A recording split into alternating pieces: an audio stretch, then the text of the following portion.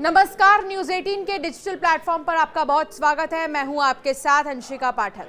Ukraine ने इस बार रूस के गर्दन पर वार किया है। जी हां, यूक्रेन की सुरक्षा सेवा ने 4:44 पर तड़के एक खास ऑपरेशन के तहत क्रीमिया ब्रिज को तीसरी बार निशाना बनाते हुए जबरदस्त धमाका किया, जिससे ये पुल जो है अब क्रिटिकल कंडीशन में पहुंच चुका है। खास बात तो यह है कि इस बार हमला समुद्र के अंदर से किया गया। पुतिन ऊपर देखते रहे लेकिन नीचे ब्लास्ट हो गया, जिसे यूक्रेन ने महीनों की तैयारी वाला मिशन बताया है। समंदर में बना 19 किलोमीटर लंबा ये पुल रूस को क्रीमिया से जोड़ता है। यूक्रेन ने एक हफ्ते के भीतर ही दूसरी बड़ी तबाही मचाई है। 1 जून को ड्रोन हमले के बाद इस बार उसने पानी के अंदर धमाका किया, जिससे रूस हिल गया है। यूक्रेनी रक्षा मंत्रालय ने बताया कि यह ऑपरेशन कई महीनों तक योजना और निगरानी के बाद अंजाम दिया गया। @डिफेंस यूके आधिकारिक पोस्ट के अनुसार SBU एजेंट्स ने पुल की अंडर वाटर सपोर्ट पिलर्स में विस्फोटक लगाए, जिन्हें आज सुबह 4:44 पर डेटोनेट किया गया। विस्फोट में करीब 1100 किलो TNT के बराबर विस्फोटक इस्तेमाल किए गए, जिससे पुल की नींव को समुद्र तल से गहरी चोट पहुंची है। रूस ने 2013 में क्रीमिया को यूक्रेन से छीन लिया था। यूक्रेन ने यह धमाका रूसी सेना को हथियारों की आपूर्ति रोकने के लिए की है। क्रीमिया के जरिए रूस लगातार यूक्रेन के सीमावर्ती इलाकों में हवाई हमले कर रहा है।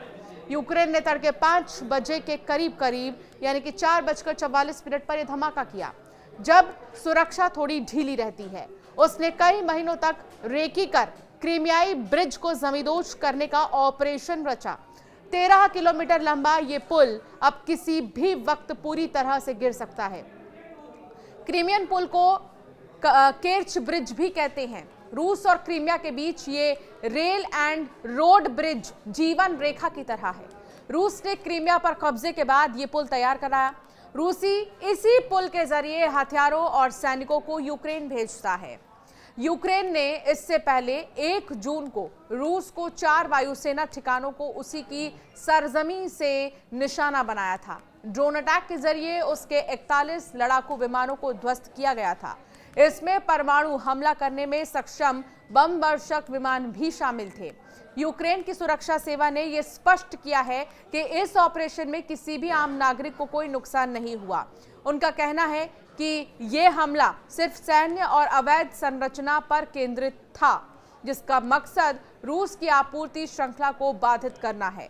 हालांकि रूस की ओर से अभी तक इस हमले पर कोई विस्तृत आधिकारिक प्रतिक्रिया नहीं आई है, लेकिन स्थानीय रूसी मीडिया और टेलीग्राम चैनलों पर अफरा तफरी और ट्रैफिक ब्लॉकेज की खबरें आ रही हैं। ये संकेत है कि रूस फिर एक बार रणनीतिक रूप से चौंका है। यूक्रेनी अधिकारियों ने बताया है कि 3 साल से जारी युद्ध को समाप्त करने के लिए प्रत्यक्ष शांति वार्ता में कोई प्रगति नहीं होने के एक दिन बाद उत्तर पूर्वी शहर के केंद्र में स्थित इमारतों और एक अस्पताल पर रॉकेटों की बौछार कर दी गई। ज़ेलेंस्की ने कहा कि सुमी पर दागे गए रॉकेटों में से एक इमारत की दीवार में घुस गया, लेकिन विस्फोट नहीं हुआ। ज़ेलेंस्की ने टेलीग्राम पर एक पोस्ट में लिखा, इस युद्ध को समाप्त करने से जुड़ी रूस की इच्छा के बारे में आपको बस इतना ही जानना चाहिए। ज़ेलेंस्की ने कहा, यह स्पष्ट है कि वैश्विक दबाव के बिना अमेरिका, यूरोप और दुनिया के सभी सत्तारूढ़ लोगों की निर्णायक कार्रवाई के बिना संयुक्त राष्ट्र के अनुसार इस युद्ध में अब तक 12,000 से ज्यादा यूक्रेनी नागरिक मारे गए हैं। साथ ही लगभग 1000 किलोमीटर लंबे अग्रिम मोर्चे पर दोनों पक्षों के हजारों सैनिक भी मारे गए हैं। शांति समझौते के लिए अमेरिकी नेतृत्व में जारी प्रयासों के बावजूद युद्ध जारी है।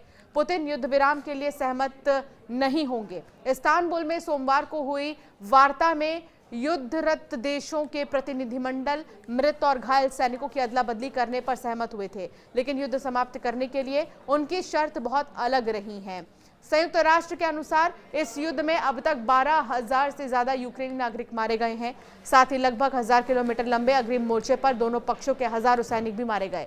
शांति समझौते के लिए अमेरिकी नेतृत्व में जारी प्रयासों के बावजूद युद्ध अभी भी जारी है।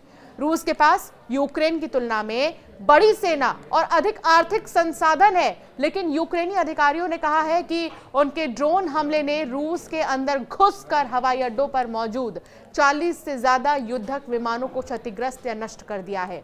यह हमला क्रेमलिन के रणनीतिक शस्त्रागार और इसकी सैन्य प्रतिष्ठा के लिए भी एक गंभीर झटका था। तो फिलहाल ऐसा धमाका यूक्रेन ने रूस में किया है, उस क्रीमिया के पुल पर किया है, जिसको सोचना रूस के लिए मुश्किल ही नहीं नामुमकिन था। लेकिन बावजूद इसके ये तगड़ा झटका यूक्रेन की तरफ से रूस को दिया गया। अब देखना होगा कि रूस का अगला कदम क्या होगा इस पर। आप जरूर हमें कमेंट कर बताएं आपका क्या मानना है इस टॉपिक पर।